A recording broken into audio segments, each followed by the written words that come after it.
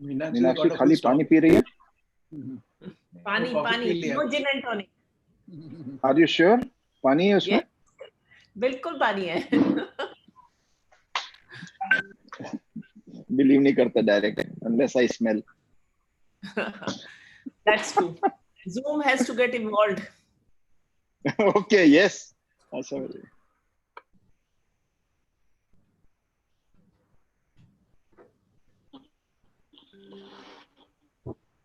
So can we start now? Ashavari. Yeah, 1 minute, 1 minute. Yeah. Almost there. Yeah.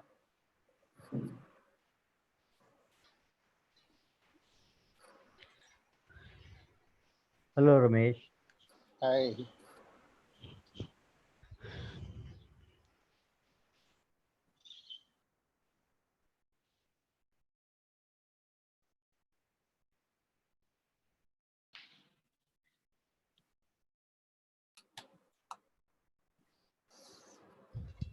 So please start now. Yeah. Yeah.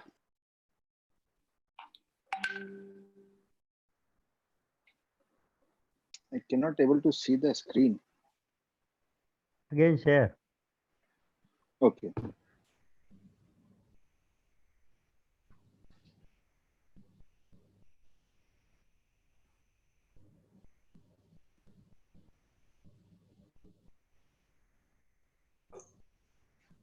Can you see the slides now?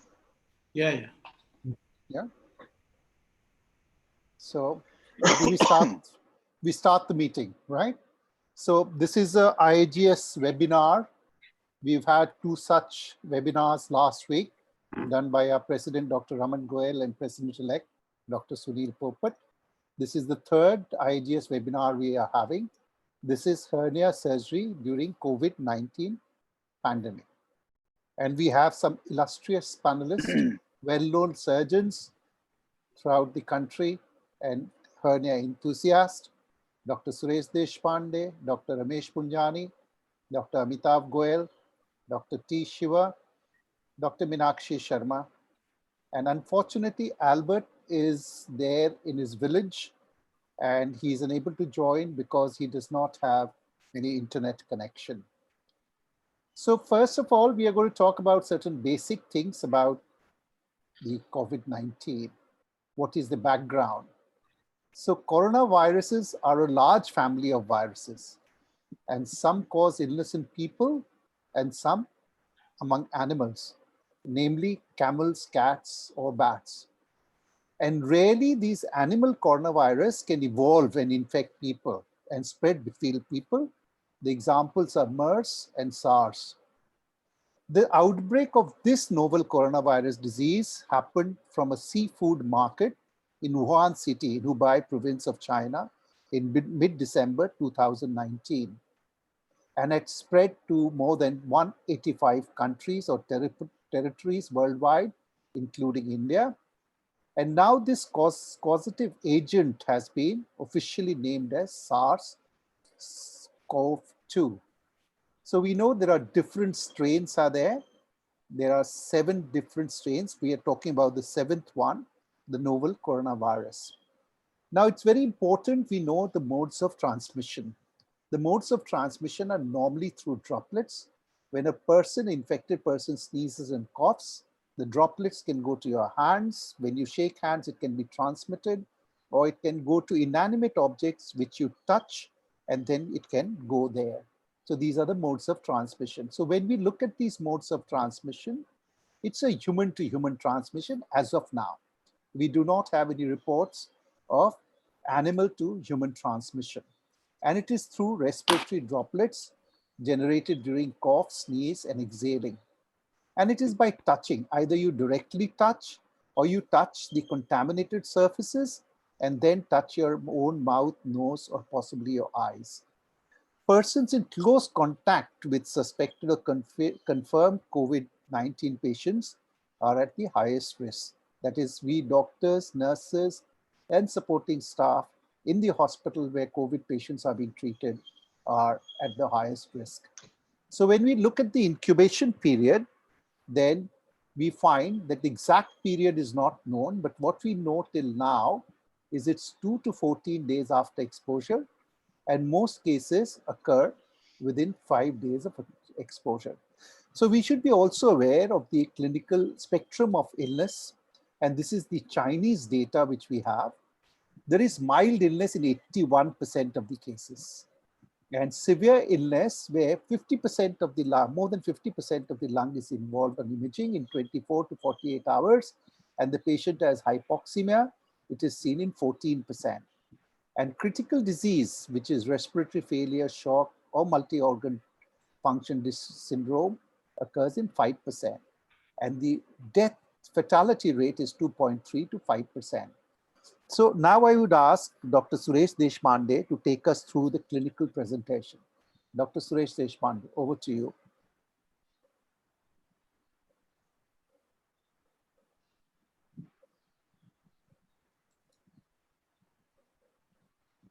Dr. Pandey?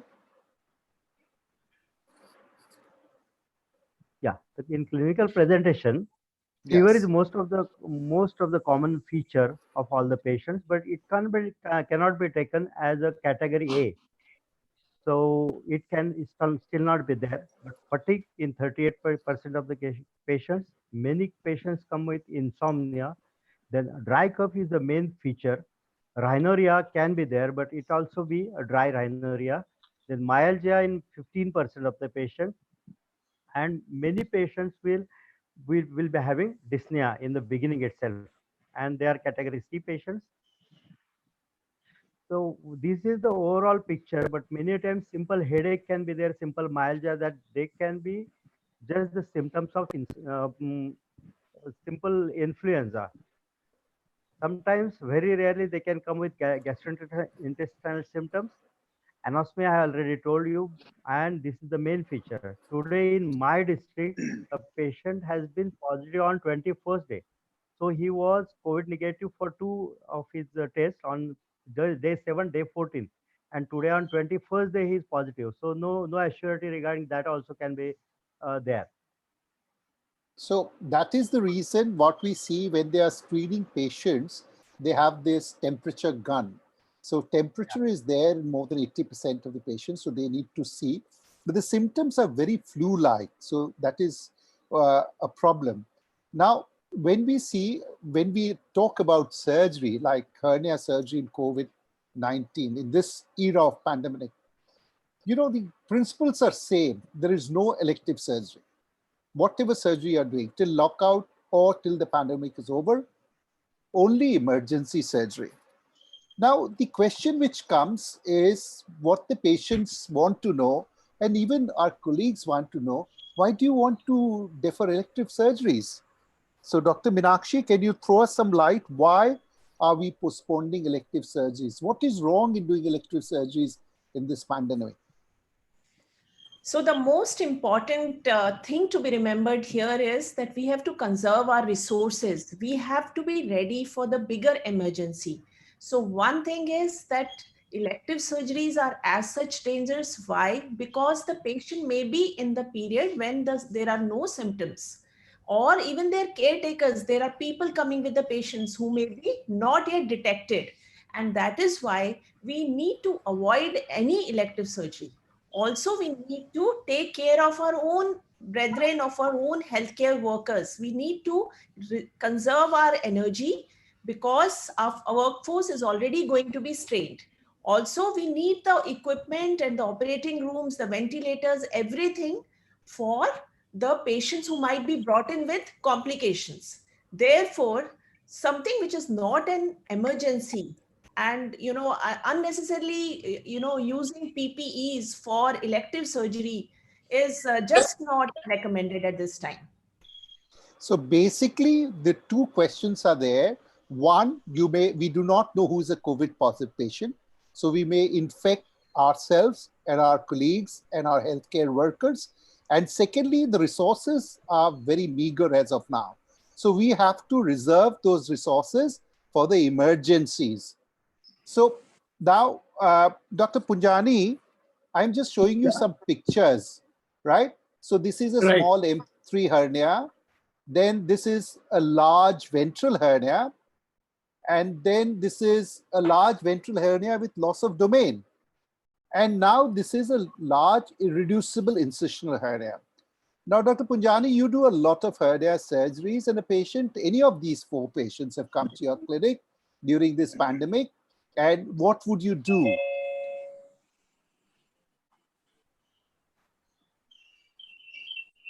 Yeah, hello. Yeah, am I audible? Yes, you are audible. Right. So these patients, all of them are patients. So there is slight echo at your end. Yeah, 1 minute. Maybe others can also keep their mic on mute, please. Okay. Now is it okay? Yes, yes. Yeah. So Yes, these all loud and clear. had they are the patients who are cold patients, as we can call it. So these are the small umbilical hernia which was at the M3, or even the large hernia with loss of domain, or the person was irreducible for quite some time and they do not have any acute symptom. They should not be done at the moment for various reasons. So for various reasons, that number one, we don't want to, our resources are already limited. So we want to concentrate on these patients who are actually COVID positive and those who are going to be saved. So this can Yes. actually take up after the things are over. So what advice would you give to these patients? So this patient should, avoid any straining. Maybe, I don't know how much it helps, but they can wear a belt. They should just see that they don't land up into an obstruction or a strangulation as long as possible. And then as soon as the things are in order, at earliest possible, they must get operated. So we agree that we do not operate, right? Now, Dr. Shiva, you look at this image. This is a strangulated paraumbilical hernia. And this is another strangulated paraumbilical hernia. So Dr. Shiva, what would you advise? What would you do in this case? So we will go for the, like it's as this is the emergency surgery, we will go for the, like usually as a laparoscopic surgeon, we used to go for a diagnostic lab, then we used to follow for the open surgery. Or like Yes. we used to do in laparoscopic itself. But like now, as a scenario of COVID-19, I think so we'll go slightly we'll go for the open surgery, as well as if need, there is a like a need of anastomosis. I think so we'll go for a ileostomy better than the anastomosis. Why? Because like post-operative complication we have to avoid. If the patient is leaking or something, then we'll be into the shoe. Like so, like what the guidance saying is like now go for the stoma formation. Why we should not go for a laparoscopy? There is like some guidance which is persists now. If you are going for the laparoscopy, you have to create the pneumoperitoneum and other things like which may be adherent to the like Yes, strategy. we will come to that. So what the point Dr. Shiva wants to make is that these are emergency cases which have to be done, and preferably they should be done by open surgery. And as you can see the picture on your screen where there is a gangrenous bowel, you can do a resection anastomosis. But if the patient turns to be COVID-19 patient, and then he's going to have a stormy period for his medical problem, so it is better in these cases if you have a stoma. So Dr. Ramesh, Dr. Punjani, now we have this infected mesh, and then we have this picture. Now, what would you do in these cases, Dr. Punjani? This mesh infection is a chronic infection. There are multiple sinuses, so there is nothing to write right away. I will get a CT done. If there is no cross collection around it, I would probably defer it at the moment and do it when the things are quiet. If at all there is a collection, then I think we should go ahead, but this will be an open surgery, preferably under a regional anesthesia and not general anesthesia. So my team is not risk for the surgery. Okay, so that's great. And the other one with the large hernia, I think I would probably not do it even after COVID, because these are very challenging cases. Yes, and if the patient is not too symptomatic, leave them alone. Leave them out. So these are the messages which we are giving, that we have to do only and only this emergency surgery. To summarize, so no elective surgery till the pandemic's over, only emergency surgery, which is obstructed or strangulated hernias, acute bowel obstruction, perforated peritonitis because of the strangulation, or sometimes when there is a spontaneous reduction in a case of obstructed or strangulated hernia, you might have to go in to see whether there is a gangrenous bowel. And mesh infection with sepsis, as Dr. Punjani said, unless until it's an emergency, we are not doing it. So, Dr. Suresh Deshpande, we have to have some preoperative consideration. Suppose you have an emergency patient, one of these patients are there, and you have to operate. So what are you looking at preoperatively? Above and over the standard protocol which we do, what else do we look?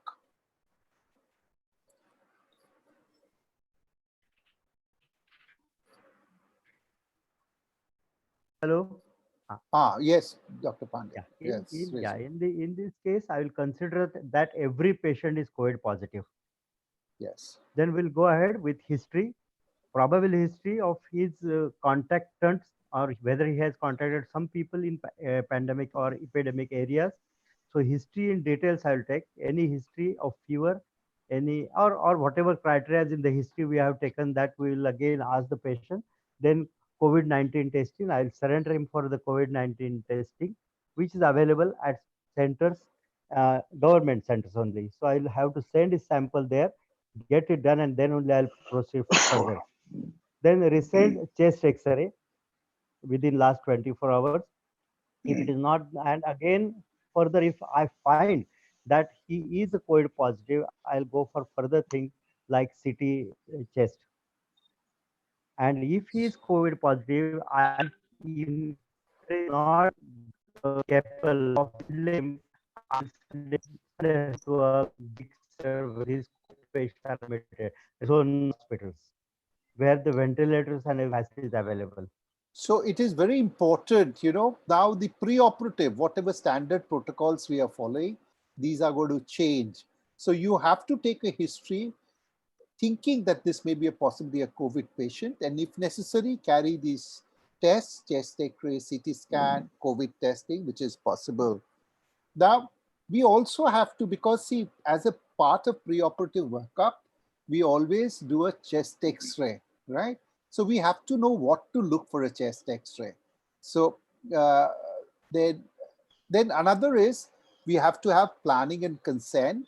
And this consent, we are going to talk later after a couple of minutes, that what has to be factored in this consent, because there may be greater risk to the patients and there may be adverse outcomes, which has to be documented.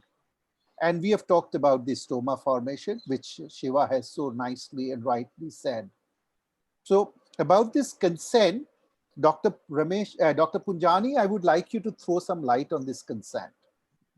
So basically, there are two parts of it. So whenever these patients are admitted, we have to make sure that these people are not the people who come from foreign countries, or they are in contact with the foreign countries, since these people can have a high chance of having a COVID. That we'll come to the declaration part of it. First, we are talking about what consent. Suppose you are taking the patient to the OT. So what you're going to talk about? He should be aware that we are doing it as an emergency measure in this COVID atmosphere, which is not an ideal. So therefore, the consent mentions that this is being done as an emergency, and I will not hold if any adverse things happens, either the hospital or the doctor. I think that has to be made very clear, because tomorrow if the patient turns out COVID positive, you can blame hospital that you have given me this COVID from one of your staff members. Or so this is very important. So the consent has to be changed, and these factors have to be there. And you have to have certain declarations, Dr. Punjani. You have to have a questionnaire. So what declarations you're looking at? So this is that it reads that during lockdown and with the wake of current corona, I have come to hospital for myself for an emergency treatment, and I am asymptomatic. If I am asymptomatic carrier or undiagnosed patient, I suspect it may endanger doctor and the hospital staff, and it is my responsibility to take appropriate precautions. In that, I would also add, though we may not write, is that this should not be in one of those the incidences which happened in Taglibi. So if they are a part of that, then also they should declare it, because it had happened in Bombay in one of the hospitals where patient was operated for polytrauma. Subsequently, he said that he was one of those participants and the whole hospital has been locked down. So it's very important that they very honestly declare everything. So we need to also have a screening questionnaire, which we were saying before we were talking about the consent. So these are the points. Could you elaborate on these points? Yes. So one is that if the people who have actually come from abroad or who are in contact with them, those people are more likely to have COVID. So they have to mention that in your in the declaration form. In case they are, then it is better to take them as COVID positive, or at least do a COVID test. And even if it is negative, take them as positive and take all precautions so that none of the team members gets affected. So now what we are looking at, so whenever you are going to treat a patient, we have to have these screening questionnaires, we have to have different questions, consent forms, because it's very important, because now there is a pandemic, people are saying doctors are gods, but tomorrow when people start dying, we will be the devils again.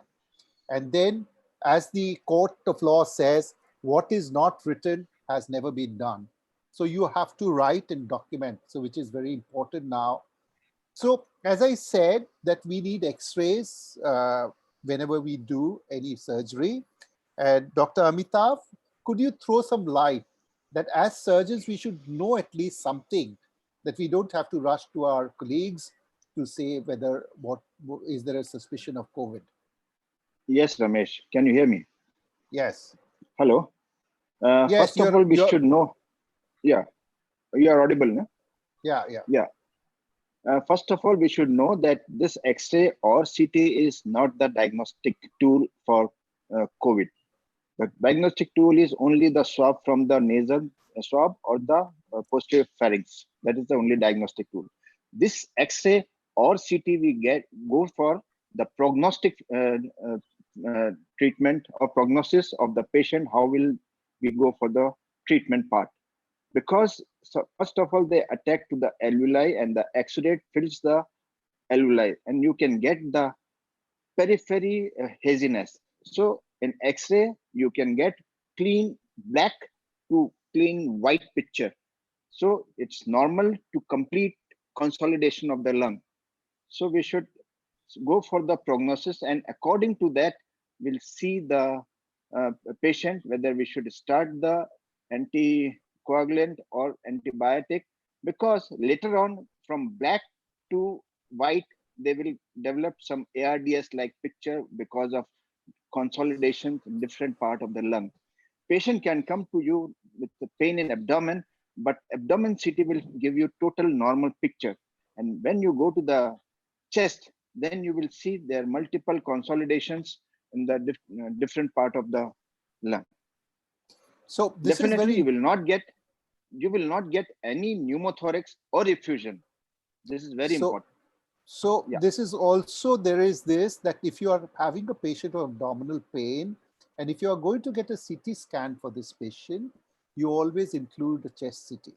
Because as Dr. Amitav said, that sometimes the abdominal pain is not because of any abdominal pathology.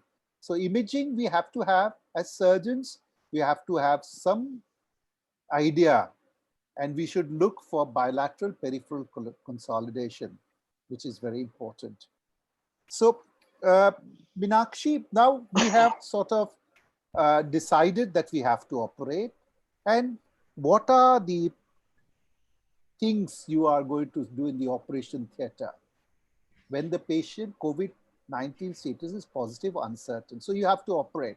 So what are the things you're going to do? So yes, we have to take care of a few important principles here. Let the number of people inside the operation theater be as small as possible.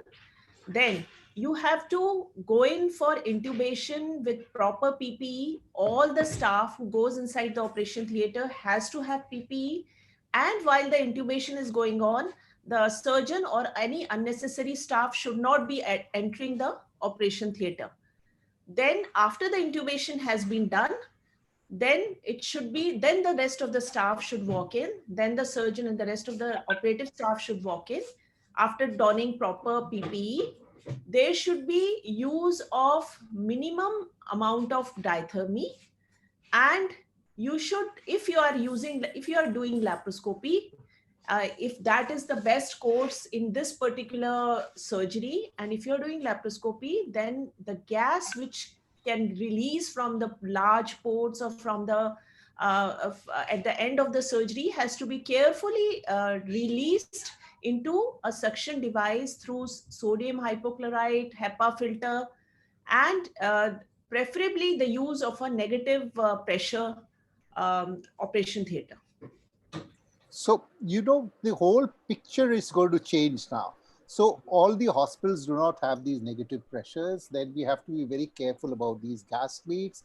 And we have to have minimum staff so that, you know, we can conserve our resources of PPE, and also the number of people who are getting exposed to infection are not much. So Dr. Punjani, I'm going to talk, I'll ask you, so what about the anesthetist? So when the anesthetist is intubating, or what type of anesthesia are you looking at? So if see, the anesthetists amongst the team, the anesthetists have the maximum risk of getting infected, because So they what are at the head end. what anesthesia would we advocate in these patients? So especially if the hernia is concerned, I think it should be if you're doing an open surgery, it has to be a regional anesthesia. So they are not never near the air passages.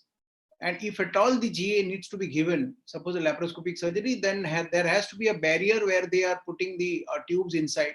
They have to have, first of all, N95 mask and the entire PP. And when they are intubating, there are certain jugaad which Indian people have done it and put an acrylic box. So this acrylic box, you know, even if the patient at that time little coughs, the things do not come on your head. So these are some of the precautions have to be taken while giving the anesthesia. So this is what we see. Can you see these acrylic boxes which has been made? So we have to understand that general anesthesia is an aerosol generating procedure, and the anesthetists have to take all the precautions, which is very important. Now, Dr. Punjani, I would like you to carry on that there have been certain guidelines about laparoscopic or intercollegiate guidelines, and they say preferably you should be open, and they say there are disadvantages of laparoscopy because the energy device for 10 minutes, the particulate concentration of smoke in lap surgery is significantly higher than in open surgery.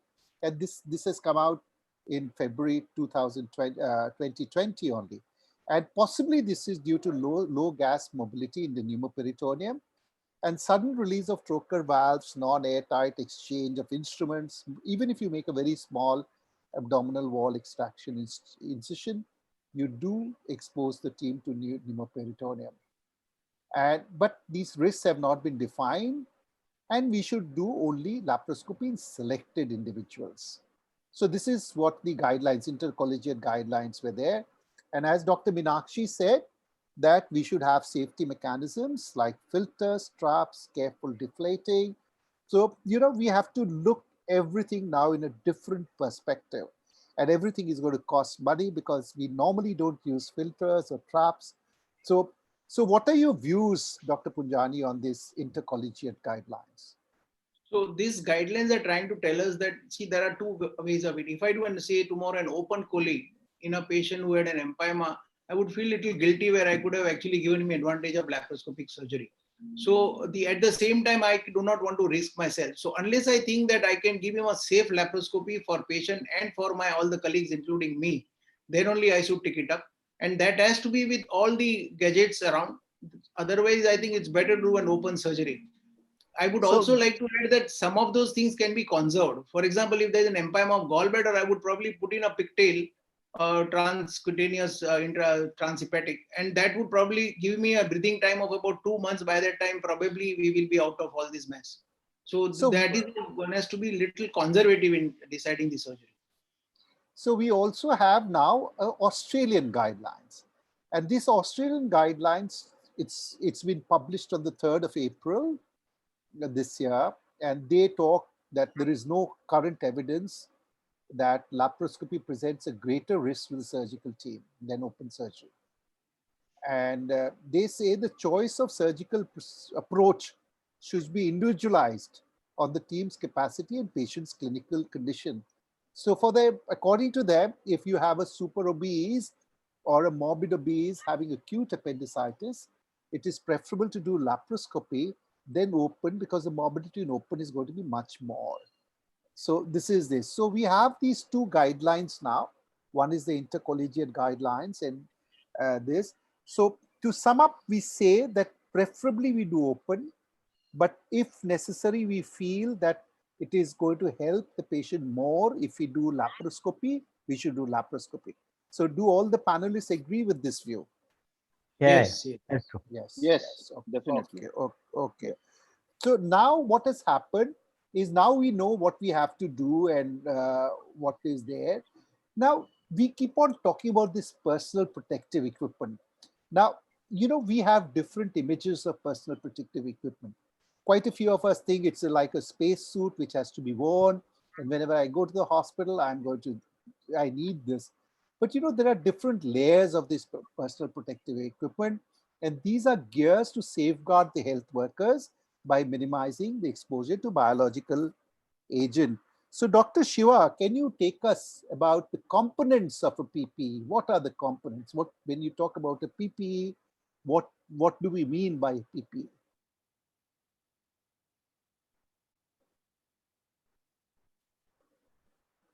Dr. Shiva?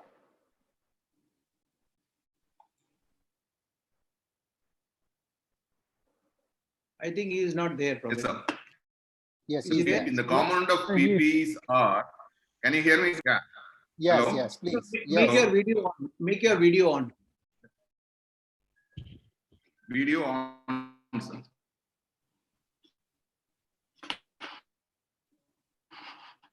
Sound? Yes, Shiva. You didn't see me?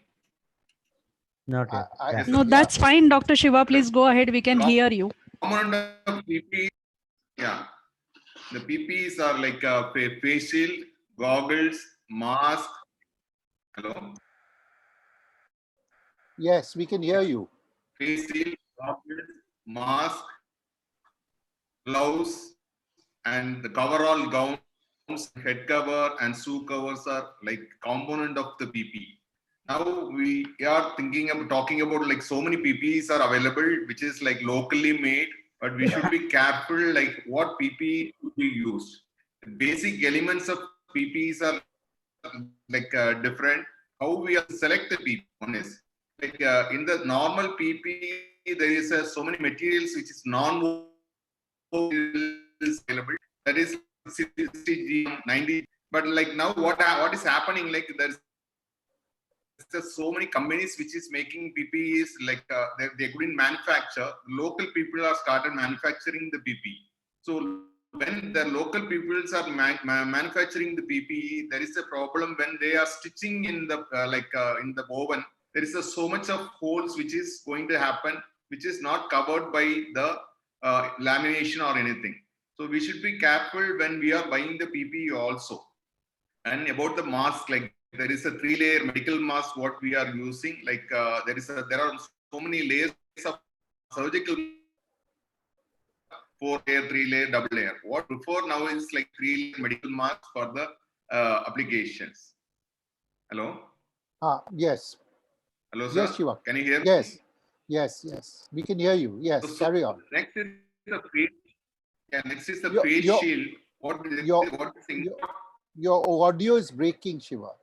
Yeah, his internet is not that good, I think. That's why it is We are breaking getting at an times. echo. Okay. Echo. Yeah. ठीक है. Sometimes I think Ramesh, you can talk. Yeah, okay. So what we were talking about is this triple layer mask, which Shiva said that the 3 layers. And what we have this N95. This is basically a respirator. So this is basically tightly Hello? fitting. So yes, Shiva. Yes, sir. Yes. So the So 3-layer stretches mask is available. Can you hear me, sir? And can you see me? Can you see no, me, sir? Hello? your voice is breaking, Shiva. Your voice is breaking.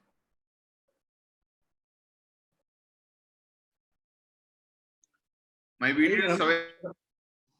Ramesh, Video you is all. continue. Because his internet is unstable. That's why this is happening.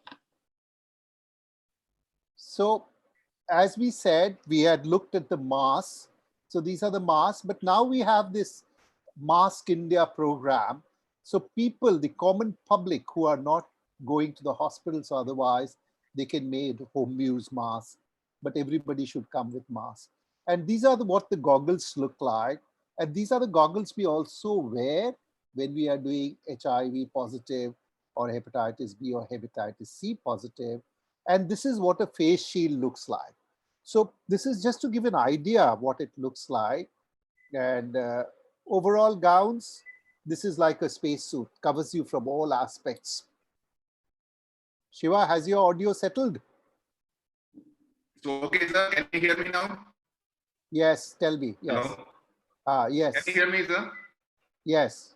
This is the matter, sir. When we are coming to the coverall material, now this is like made up of, there is a polypropylene layer, like non-woven material. And we have like in national occupancy sale,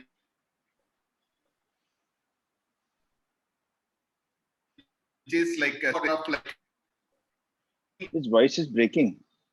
Yeah.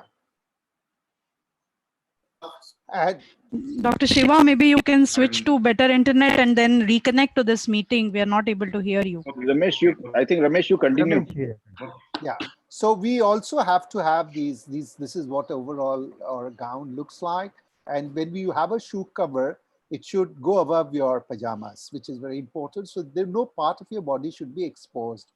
So you need to have gloves. And we normally, as we do in all viral infections, we should have a double layer of gloves. And we should have a headgear. As we all know, we always do that in all operating procedures. Now, there is lot has been talked about donning and doffing sequence. So when you are going to have a full PPE, it is very important that every member of the team who is going to don a PPE should know how to put it on and how to take it off. And there are designated areas in the operation theater where you will be able to take it on and where you can put it off and put it in designated bins for, disposal. So if you look at the donning sequence, first is the hand hygiene. You have to wash your hands. Then you need to put the cap. Then you need to put the shoe cover. And then you again have hand hygiene. So hand hygiene is repeated after the cap and shoe cover. And then you put a glove, the inner glove. Then you gown yourself, whether you put a gown or an overall, whatever it is. You put your surgical or a N95 mask. You put your goggles or face shield. You put your hood and you put your outer gloves. So, you have to practice this. You have to learn. And if necessary, you type it out and keep it on the wall and follow this while you are doing it. But when you are taking off, so it is important you take out the outer gloves, then you take out your gown and hood, then you take out your shoe cover, then the goggles or face shield, then your mask, then your cap, then your inner gloves, then again hand hygiene. So this is very, very important. Now, what we are seeing that once you know this, as we know that our resources are very, very limited, so we have to have this rational use of PPE. So Shiva, have you come in again? Hello? Shiva? I think so. It is like down as I'm sitting in outer area. I think so. Like my internet is not like okay. Maybe you can switch off your video. Then I think just for the audio, it should be fine. Video takes more bandwidth, so maybe you can switch off the video. Okay. Can you hear me? Yeah, very good, very good, very good. So Shiva, take us that, because the resources are very poor now. And, you get people who are donning the whole PPE and going to the outdoor. And we've had a political figure in Bengal who's gone around taking wearing a full PPE in the streets and asking people to be indoors. This is really wastage of resources. So what I want to say, when a patient comes to your OPD department, so you are in your doctor's chamber. So what is your risk when you're examining a patient? Yeah, in doctor chamber, what and all we have to use is just N95 mask and gloves, sir. Yes. So this is very important. So there is different grades of PPE. So when you're in doctor's chamber, you don't need a full PPE. What you need, and you have to maintain the social distancing, which is very, very important. So social distancing has to be there. And in your inpatient services, Shiva, yeah, in what do you inpatient do? like only like N95 mask as gloves is enough. Only thing you have to be away from the patient. Don't try to do all the examination, clinical examination of the patient now. Like try to avoid as much as possible. One. Yes. In And if you ICU, go, high risk. yes, I see. Where Yes. the ICU setup, you have to do a full component of PPE need, like from the face shield to gloves and as well as your like leg cover, because like aerosol generating a performance is mostly performed there in ICU, and like intubation and everything. So like we should be with a full component of PPE, you should enter into the ICU. Yeah. So that is very important. And when you are going to non-COVID areas of the hospital, depending on your risk stratification of that area, you're going to use a PPE, whether you're going to use N95 and gloves, or you're going to go have the whole thing, which is very important. So we have to be aware. See, as surgeons, we have to be aware that this is what I need to protect myself and the staff. And in emergency setting, in an emergency department, Dr. Shiva, what do you do? What do you wear? If you're attending an emergency patient in an emergency room. It's need only thing because when you are attending an emergency, you should like you will be asking about the patient also. Like N95 mask and gloves is more than enough there. Yes. Like Yes. if at all you want, you can wear one blue sheet above your chest wall. Like Yeah. disposable But if it's clothes. a very severely ill patient, then you might need a full component of PPE. Yeah. Yes. So, this, it is what is come in Lancet, that, COVID-19 could be transmitted before the onset of symptoms. Community transmission may be reduced if everyone wears face masks. So this is come in the Lancet, and our entire country is now trying to follow. And there should be universal use of face masks if supplies permit. But now we have advisory from the government that we can also have homemade masks. So when we come to this protection of the surgeon before and after separating from a patient, Dr. Suresh Deshpande, what do you do? So it is a long journey. It starts from my home and coming back to home. Yes. So it starts from, so it has to be like that. I will have to avoid clothes which cannot be worn daily, like no neckties, no jackets or coats, no woolen trousers. I wear a simple dress with long sleeves and have a mask and my spectacles. And with my simple shoe wear, I go to the hospital. I remove that shoe wear there only in the car and go to the hospital. Once I reach the hospital, I shift to the theater clothes where a big notices of doping and donning is there. So I remove my home clothes there and keep them in my cupboard, and then I can you hear me? Yes, you are very audible. Yeah. You're So audible. then Yes. Then I wear the theater clothes and a full apron if I want to go for the rounds. And if I want to go for the theater, I just don myself whatever has been told by you, and that was perfect. So it is a hand wash, cap, shoe cover, hand rub, inner glove, then overall covering gown for me, then a mask, surgical N95, then face shield and goggles. If I have spectacles, they don't need, but I wear a face shield, hood, and outers, and I go to the theater. Yes. So the basic point is wear minimum. Don't wear too many things. Try to avoid watches and rings. Keep it at home. Don't wear too much of things, clothes. Wear the minimum and change into scrub clothes as you arrive at the hospital. And when you're leaving for home, then you have to change. I will continue again. Yes. So in the hospital also, I will have to avoid using stethoscopes as better as possible. Then once I go back, I ring up my home before I reach, because they will keep the door open. I should not touch bell or the handle of my door.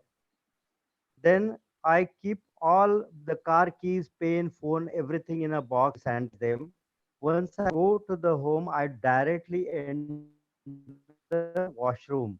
I change all my clothes and keep them everything for washing in a hot water, and they are washed. Then I take a nice bath. Wash my hands, I sanitize them, and then only I come out and wear my home clothes.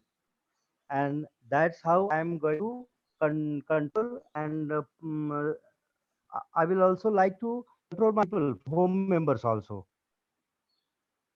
So I don't touch any family member till I take a nice bath coming from my hospital. So, So no so it, physical contact with the family members yeah, so it is till very till, important. till So you I'm see, till I'm alive. so it is very important that we keep ourselves safe and we also keep our families safe. So these are the simple things which we need to follow, which is very, very important. So we need to do all these things as Dr. Suresh Deshpande has so nicely elaborated. So Minakshi, uh, what would you say? What advices would you give to the fellow colleagues that how do they stay well? So, well, the first principle here is don't get infected yourself. And the second principle is don't infect others. So, your own well being is the most crucial element in this. You are exposed to a high risk environment. Please follow all the principles, all the guidelines which are being issued by the relevant authorities. Also, those above 60 years of age with comorbidities, they should be taking particular care of their health, try to avoid exposure at all costs. And of course, lifestyle measures, good food, eat healthy, don't go overboard with eating, drinking, and just take care of yourself. That will also result in you not infecting others. So remember that there's going to be work for the rest of your life. This is just 1 or 2 months where you have to really, really be on your guard and protect the people around you, and above all, protect yourself as well. So life is not short. Look at the big picture. That's my message. Yes, yes. So that is very important. So you see, you have to be safe first. So if you are safe, then you can serve your patients throughout your life. But if you are not well, how do you serve your patients? See, we are all dedicated to serving our patients. We have, that is the only motto of our life, that we want to serve our patients and serve our patients to the best of our abilities and knowledge. So, which is very important. So, and no one is, so you have to look after your well-being. You cannot expect others to look after you. So Amitabh, so post lockdown, now suppose the lockdown finishes in a month or so or 2 weeks, then we have to adapt to a new normal. So what are the new things you're going to do in the OPD now? The same thing we will apply as we are doing during lockdown. Especially, you have to sanitize yourself, the complete clinic, complete handles of the door. You have to make distance with the patient and the attendants. One attendant with the patient should be entering your chamber. That is very important. And above and all, you should explain every person and the attendant that you have to make distance with the doctor, and you have to cover yourself with the face mask and the specs and the gloves. So this is the new normal now. So only Yes. thing which we will be having logistically is most of us don't have such big chambers where we can have a sort of a 6 feet distance. So some way or the other, we have to improvise now. So there is a distance. And as Dr. Amitabh said, that we should ensure only one person comes in and then they are covered. They have a mask on. And we ourselves also wear masks, gloves, and spectacles, and limit the examination to necessary, because we did not examine every, if we can avoid examination and can come to a conclusion, it is necessary that you limit your examination. And you wash your hands thoroughly with soap after touching every patient. And as Dr. Deshpande and Amitabh both have said, that you should disinfect all your instruments. And for blood pressure, it is preferable that you use your digital pressure machines. And also, even in surgery cases, this history has become very important. So normally we do not take this history, but now every surgical patient, we have to take this history, which is very important. So this is the new normal. And as we have talked about the PPEs in detail, according to your designated area of work, you have to wear a PPE. So what is the silver lining? So everything God has given us, every calamity has a silver lining. And what is the silver lining in this case? We are back to basics and nature. So, we were, playing around with nature, and, some way we had a lot of respect to nature. And so we are now back to it. We have more family time. So, family had gone to the background. It was only work, work, work, work. And we were not spending time. And we would say, I'm spending quality time, but I've never understood what quality time is. It is basically you have to be with the family, and you have to spend time, not only qualitative, but also quantitative. And this is what has happened, that has given you a lot of family time. And now you also appreciate that what your spouses do to keep the family running. When you're at home, and you can understand and appreciate their contribution to your life and to your success, whatever it is. And you also have time with catching of hobbies. Quite a few of us are always thinking when I will read this book, or when I'll listen to this music, or when I'll see this movie or serial. But now you have enough time. So these are the silver lining. You can catch up, and you can have nutritious home food. So what some of us, we were, always ordering outside food, but they can never match the home food. But now you cannot order. So you have to fall back on home food. And now you understand what are the good things about the home food. How beneficial this home food is. And positively, there is much decreased air pollution. You must have much fresh air which you can breathe in. So these are the silver linings which we see. Now, we have our president, Dr. Raman Goyal, has a message for everybody. So, sir, I'll play that from my end. If you can please stop sharing your screen. Okay. Yeah.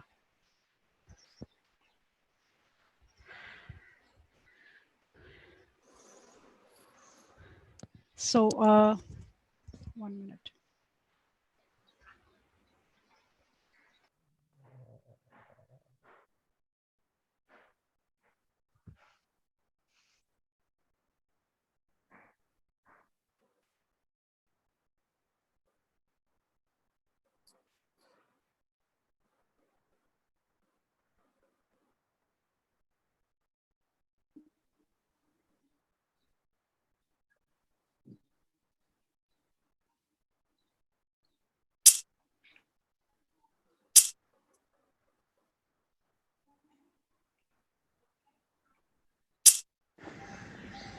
Dear friends, COVID virus has made life very difficult for everyone.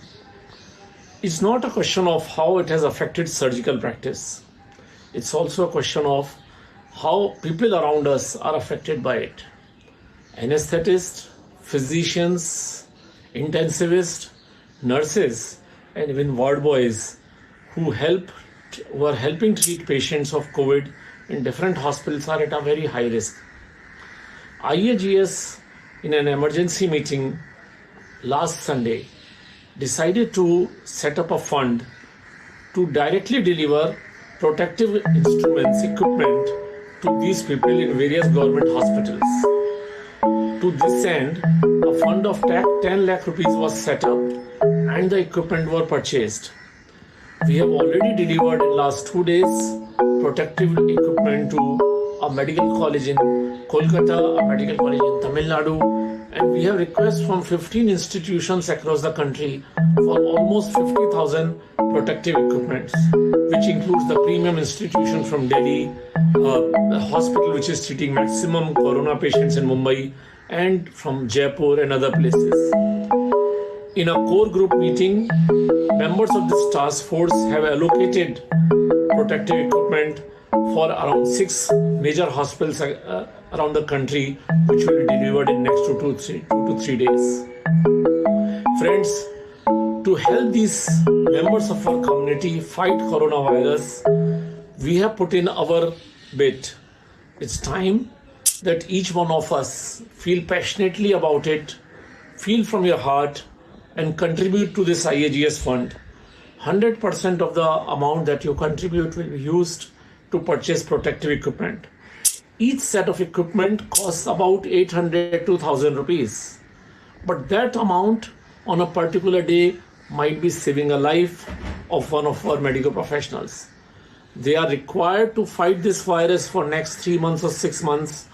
They are required to protect our population.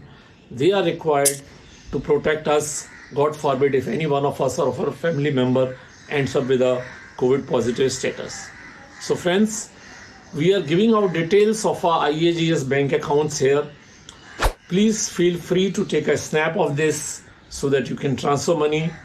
Don't forget to put your name under that. We may not be able to issue the receipt right now. You can use your screenshot as a receipt, but make sure that you contribute. Most of the EC members have generously contributed. Please also contact your patients to stand up with the medical team now. And if each one of you can contact one corporate person to contribute generously, that will be of great help. Thank you so much. Thank you, and looking forward for your help.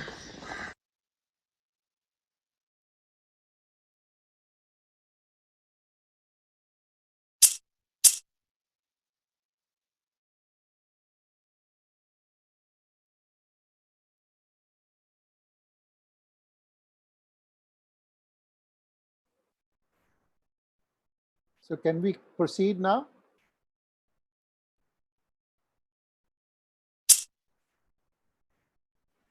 So can we leave proceed the now? group No, no, no. We have some questions now. Okay.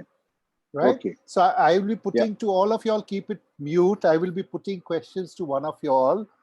So there is a question. Am I audible to all the panelists? Am I Yes, audible? sir, you are. Yes. Yes. So Dr. Punjari, the first question is by Dr. Ishu Murthy and Dr. Subhash Khanna. Both have the same question. Who should be doing risk assessment, nurse or doctor? Should we do video consult or conventional OPD? I think video consult is not necessary. We should only take the onus on us. It's on us that for us to explain to the patient the necessity of surgery and the risk involved in the surgery should be explained to him properly. And I think the consent should be enough. Video consent, yes, it can be done, but we are already stressed out in our resources and the manpower. So I think the written consent taken properly from patient and his relative signing as a witness, I think should be okay. So that is one. Another, Dr. Ishwamurthy has just made a comment that incarcerated hernia can wait. This is while obvious obstructed and strangulated hernia needs surgery. This we have already brought this out, so there is no problem about this. And he feels that anastomosis is far better than stoma, as the risk of effluent from the stoma has high chance of infectivity postoperatively. So we were talking about the stoma in this scenario, which was the small bowel. So what is the view, Meenakshi, about this stoma? Anastomosis is better than the stoma, as the risk of effluent from the stoma has high chances of infectivity. Well, you have to do the risk assessment of both in the kind of scenario you're working, like what kind of patient is it, what is the risk associated with anastomosis. If you feel that the patient is going to have a very high morbidity with anastomosis, one must go in. So it's like it's a higher chance of doing a stoma here than the normal circumstances, because you do not want any kind of re-operation in this case. So that is the idea. To avoid that, you must go in for stoma. Okay. So, Dr. Amitabh, there is, yes, Dr. Ramesh, one point to be added in this. Ishwamurthy is right if he agrees that its history is not long term. Patient is fresh for 2 days, obstructed or strangulated. Proteins are good. No morbidities are there. No diabetes, no hypertension, no cardiac problem. Then definitely you can withhold the stoma, you can Yes, do so- direct anastomosis. So, Yeah. so what is there? There is nothing, there are no extremes. We have to sort of The patient is tailor. very old.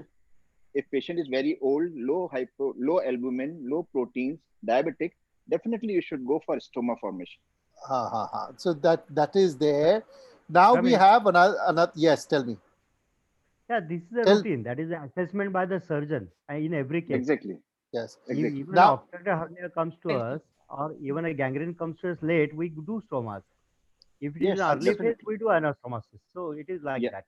It is our Acha. assessment. Dr. Amitabh, there is a question Yes. from Dr. Prashant Parikh. He says, is there currently any data internationally regarding hernia surgery in COVID-19 positive cases? Does it impact outcome in the data if any such evidence is available? They are all just go through with all the evidences that they already postpone the surgeries, especially on hernias, unless they are strangulated or obstructed, not reducible, right? So He at also present, adds, yes, tell Yeah. me. tell what else? He's also added, now there are so many positive cases which are coming with no travel history. So how to be safe working? So this we have already said that you Yeah, treat very every patient as COVID 100%. positive unless until it is, proved otherwise. Sameer Here we Naik should has, think that we are the only safe person. Rest every person is infected. Then you have to yes, safeguard yourself. Sameer Naik has put a big question mark that, sir, if the anastomotic leak happens, then what? Then we are in for trouble. I guess No. if it, yes. So, I- yeah. It is Yeah. like, yeah, but the effluents are not indirectly contact with the staff members or the doctor because it is already drained. He has we will have to put a drain in those cases. Yeah. So it is a closed system, I feel. So this is also, that's what Dr. Ishwamurthy also feels, that every patient is a COVID suspect unless until proved otherwise. And Ramesh, yes. Ramesh, I want to ask a question, please. Mhm. So henceforth, once this pandemic is over, the lockdown is over, and we are supposed to operate, can this COVID-19 test, laboratory test, becomes our laboratory basket every time henceforth for next 4-6 months? Yeah, I think Yes. so, because there's going to be Yes. a very high level of suspicion and otherwise, and that's what we were talking about. This is going to be the new normal now. Definitely, it Now- will be expensive, but you should get it done. Acha. Ishwamurthy has said that, Minakshi, this is for you.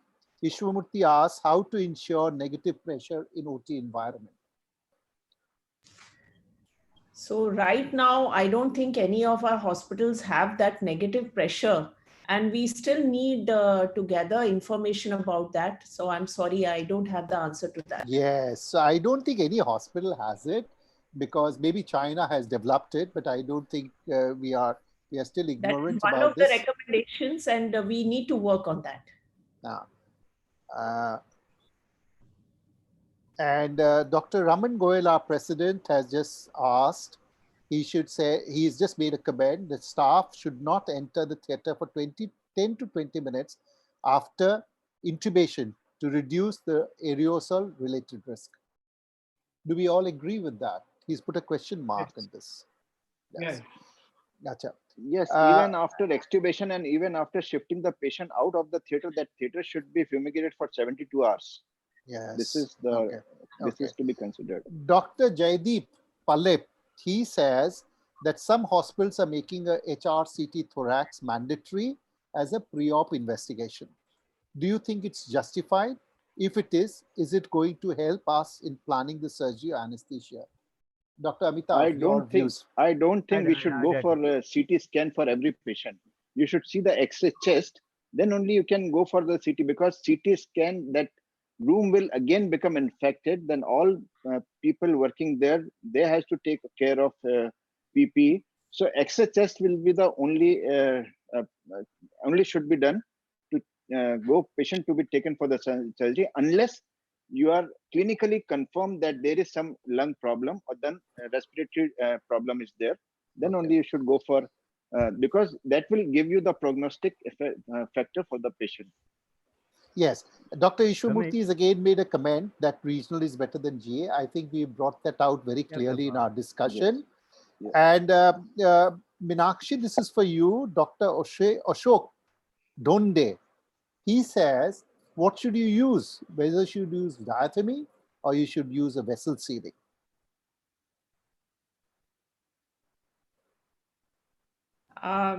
I don't know about that. Maybe Dr. Punjani has an answer to that. Before you all answer, I will just say that, you know, both have different modes of function. It is not that you can do, you know, diathermy, certain places you only need diathermy. You can't do with the vessel sealing. So that is one point is there. Another, Dr. Punjani, Dr. Suresh Nashwande, you want to say something? Yes. Dr. Yeah, because this diathermy is at a very high temperature. It is at high temperature, so no fume will be containing any virus. That's what my feeling is. It is personal. But you again comment on this because this is my way.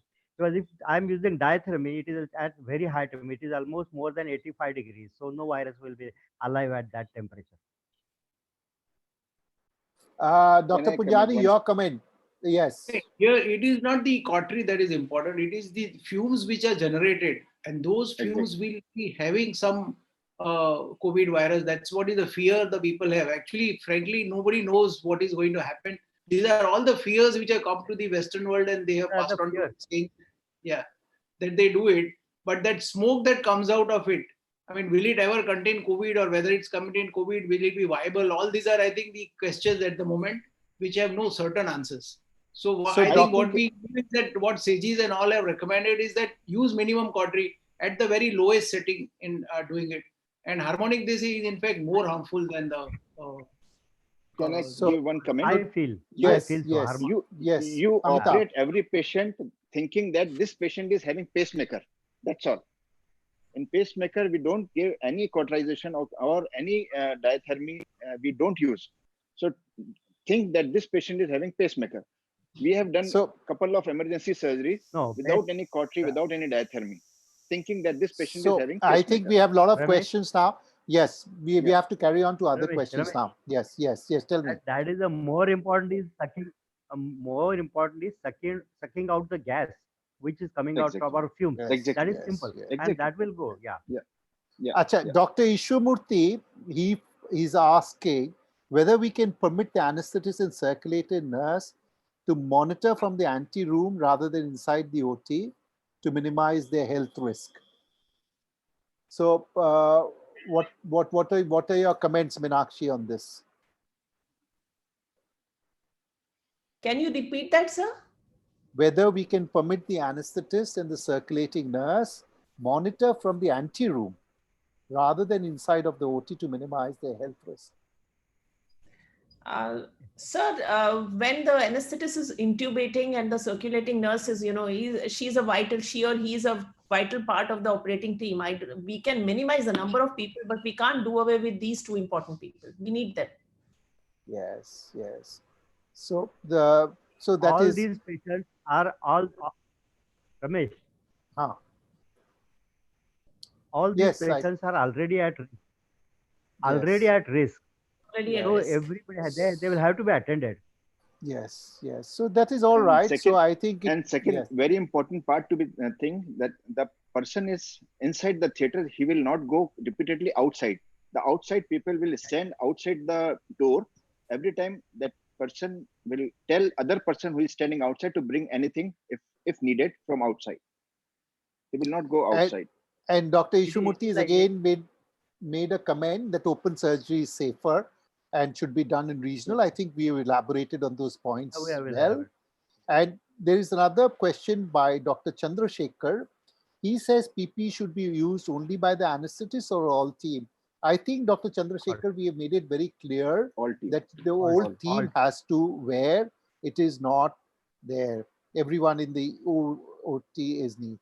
And now, again, I would ask Dr. Amitav, how can we reuse? Or is Dr. Shiva still audible? Yes, sir. One should Okay. never reuse the Sorry. sorry, Shiva, to tell me, what about the reuse of N95 mask? Sir, I don't advise, like this is made for it's not for used for reusable. But like what we are doing, like people have started doing when it's not available, they are taking a 4 mask, totally, like first day one before. What they do, for the OP basis who's using, they are putting in the sunlight.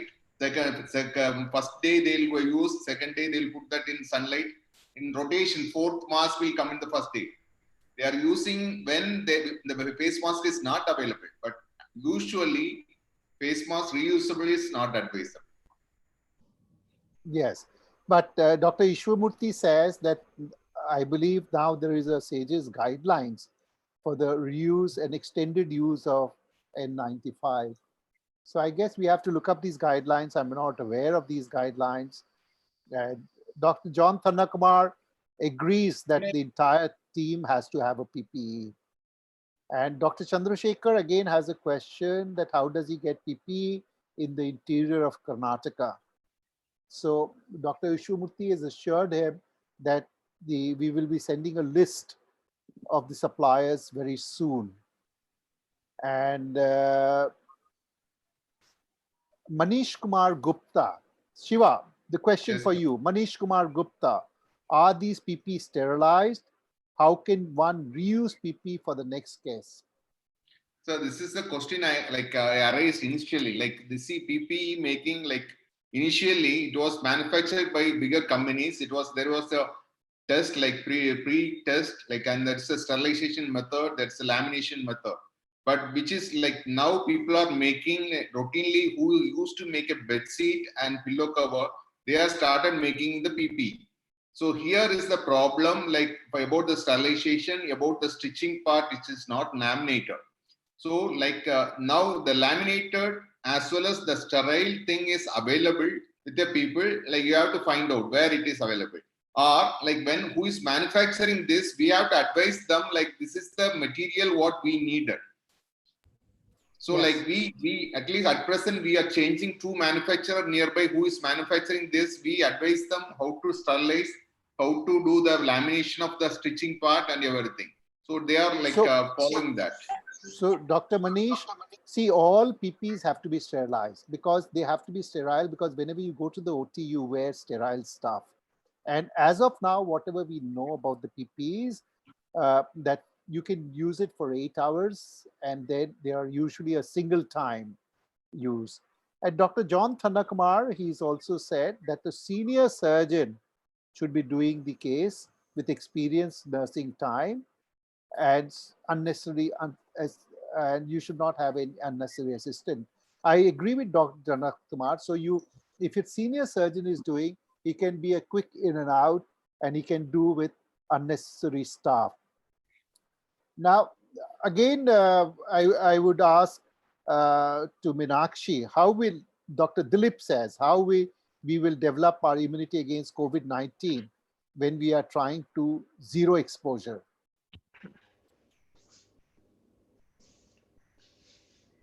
So I don't think there is an answer for developing immunity except for good lifestyle measures, exercise, eat a healthy diet. If you have comorbidities, take care. No, what Dr. Dilip is meaning that we are trying to go for zero exposure. So if you are not going to be exposed, how do we get the immunity? Why immunity? So I think everybody, just like tuberculosis, which happened in our country.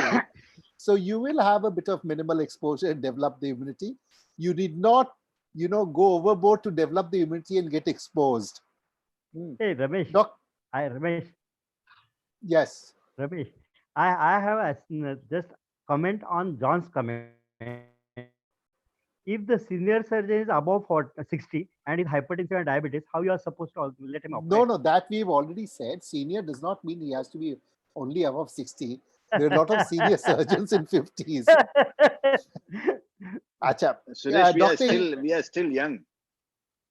Dr. Ishwamurthy again has a question. This is for Dr. Punjani. Will you do cough test while looking for the opposite side head? Very relevant question. I think no, the cough test will have to be done. But the point is that I think at that point of time when I'm examining, if I have a N95 mask, fantastic. If I do not have, I will make sure that he is not at least. We have a face shield and he's coughing in opposite direction. And quickly I'll do it once. I'll not make him cough again and again. And immediately I will throw away my mask if I'm wearing it. And another thing which I think is, think so. if you have a good sonologist, they can pick up, small hernias. So if you do ultrasound of the groin, Right and they now, can- the ultrasound is not being done in, like, even in our hospital, the radiology is refusing to do ultrasound except in urgent cases. So it is the CT which is being preferred even by the Department of Radiology. Suppose a small hernia is also there, whether you are going to operate or not. I think we should not Okay. discuss here. It should be So only you the can- emergency surgery to not be there, done, yeah, which is it should not. obstructed. Right? yes. Yeah. So, It is emergency so urgent. I agree with Exactly. Amitabh that if you do not And, see clinically, don't go on looking for the other hernia. Exactly right. So till things settle down. Yeah. And Dr. And Manish Kumar and Gupta, one Dr. Manish Kumar Gupta, he said what one should do when there is a scarcity of PPE, new PPE for each case. I don't think it's so easy to procure in the current scenario. I very well agree with you, Dr. Manish. We have a scarcity, we are a developing country, but the government, our own medical fraternity, IAGS and otherwise, everybody is pitching in and trying to do their own bit. And I'm sure we'll be able to overcome. And,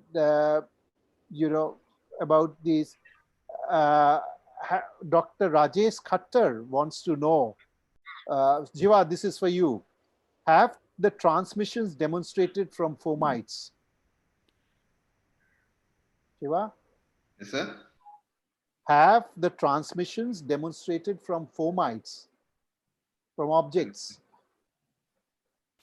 The transmission, the mode of transmission, Yes, sir. what he's saying, that have it been demonstrated that it can be transmitted from fomites, from wooden objects or other Yes, sir. materials? It's a demonstrator.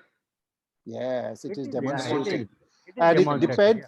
It depends on like, where it which is. Where it is. depending on which material it is available. Like it's Yes. from copper, It could from be the 20 wooden, from the- yeah. 24 to 72 hours. Now, Dr. Rajesh Khattar wants to know that what is the time frame we can start elective surgeries? I think this is $1 million question. Nobody can say when we can. everybody wants to have the answer. Yes. So, but our secretary, Dr. Ishwamurthy, says that possibly, he's a soothsayer. He says possibly 8 weeks. Good, 8 weeks, he says. Now, 8 weeks now of post-lockdown. I don't 8 weeks know of whether it be, post-lockdown. yeah. Now, Dr. Gaurav Maheshwari, he has a question. What to do with the patient with severe comorbidities who may have higher risk potential in case hernia becomes strangulated or obstructed in due course? Meenakshi. In a higher risk, what to do? What to do with a patient with severe comorbidities who may have higher risk potential in case hernia becomes strangulated or obstructed in due course of waiting? So we have to keep him under observation somewhere nearby. If he's from a village, he has to stay somewhere near the hospital, but we don't go in and operate right now. No. So, you have to keep him under observation. Just because he has comorbidities, you cannot take him as an elective case. And if you feel that he's going to get obstructed, then you can take him as an elective case. Dr. Thannakumar, John Thannakumar, he wants to know if the affluent of the stoma, will the affluent of the stoma have virus? So if so, even in ward, nurses will be exposed to a higher risk. Is virus excreted in all patient secretion? Any of the panelists can take this question. I'll repeat. They have shown a fecal-oral transmission as one of the modes, though it is still, I think, it's more of a speculation than a reality. 9%. But it is better that the handling of the stoma is done in a with the proper sort of protection to the person who is doing it. So the nursing staff who is going to manage the stoma has to be in a COVID positive patient. I'm not talking about otherwise. In a COVID positive patients, if you have operated, created a stoma, and now you're handling the stoma, it is better to take it as that it is contaminated and then handle the patient. Our president, Dr. Raman Goyal, has made a request that we should, about the certain slides they want to be posted, which we'll do. And I think these are all the questions which I have. And I would like to thank all the panelists for being with me, for tolerating me for the last 1 week, and all your contributions. This panel discussion would not have been possible without the contribution of each panelist. Each panelist has worked very hard over the last 7 days with me. They have given inputs, and most of the slides are from the panelists. I have only done the job of rearranging the slides. So I think all kudos goes to all the panelists. Thank you very much. I think you all deserve a round of applause. And Asawari, I think you've done an excellent job. We are very grateful. We admire your patience and how you have Thank you so much. And there's a round of applause, I think. Oh, Thank you. Thank you. Give a round of applause to us. Thank you so much. Thank you, Ramesh Thank sir. you. Thank you all the eminent panelists. Thank you for your valuable time and for patiently answering all LabGuru viewers' questions. So we can now Thank you end very this much. meeting. At the end, I'm again showing the bank account details of IGS, as some viewers have asked for that. And with that, we can end this Sure. session. Thank you so much. Can we leave the? Yes, sir. Yes, we can. Thank you. Thank you. Thank you, everybody. so much. Thank you. Bye-bye. Bye-bye. Thank you. Bye-bye. It's been a pleasure. It's a big pleasure. Thank you. Bye. Again, invitation for tea. Good morning. Hello.